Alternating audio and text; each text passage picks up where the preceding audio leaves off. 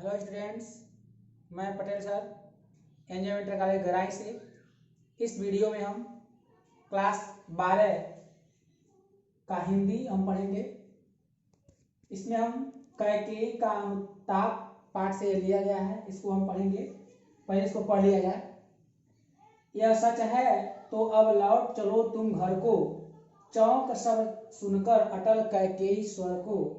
सबने रानी की ओर अचानक देखा, वैदव्य तुषारा वृता यथा विदुलेखा।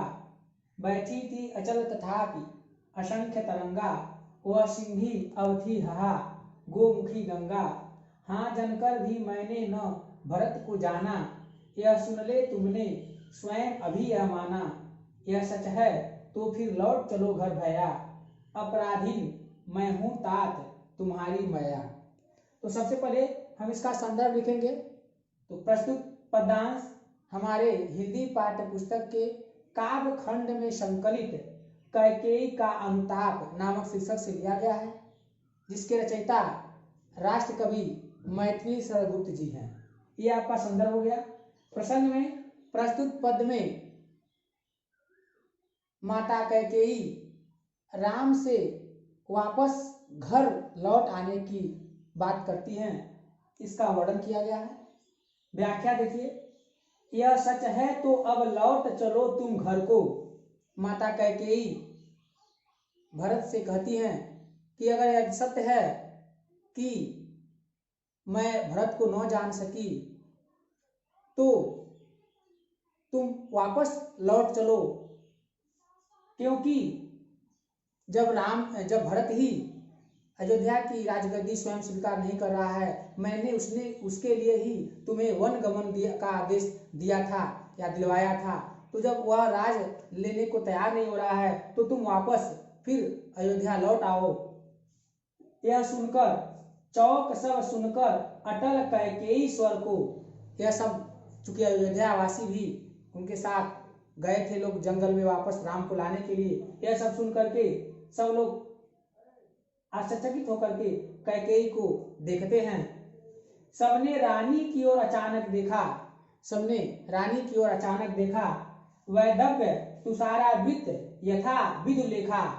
रानी को देखा तो उसमें वह विधवा वेश में थी, चूंकि वो विधवा हो गई थी तो वह विधवा में थी, वस्त्र में थी। वैदव्य तुषारा वृत यथा, ऐसा लग रहा था जैसे कोस से घिरे हुए, वो कोहरे से घिरे हुए उनका श्वेत वस्त्र लग रहा था। यथा विदुलेखा, ऐसे चंद्रमा की चांदनी को तुषार आवृत्ति ने, कोहरे ने घेर लिया हो।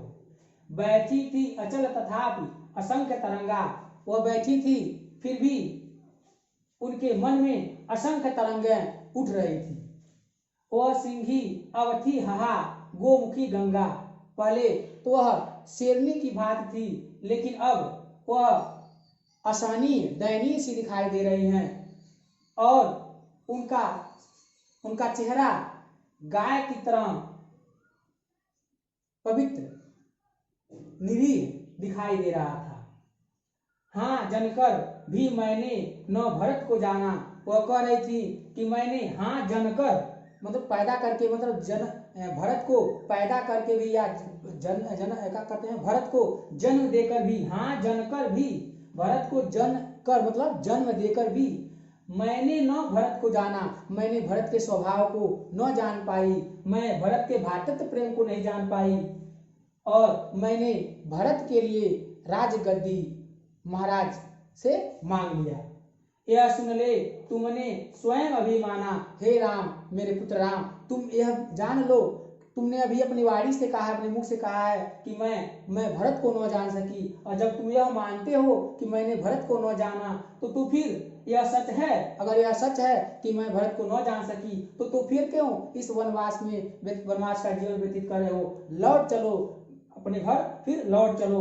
अपराधीन मैं हूं तात तुम्हारी मैया, हे पुत्र मैं तो अपराधी स्वयं हूं, इसमें भरत का कोई दोष नहीं है। जो भी सजा देना हो, जो भी दंड देना हो मुझे दंड दो, इसमें भरत का कोई दोष नहीं है, उसे क्षमा कर दो।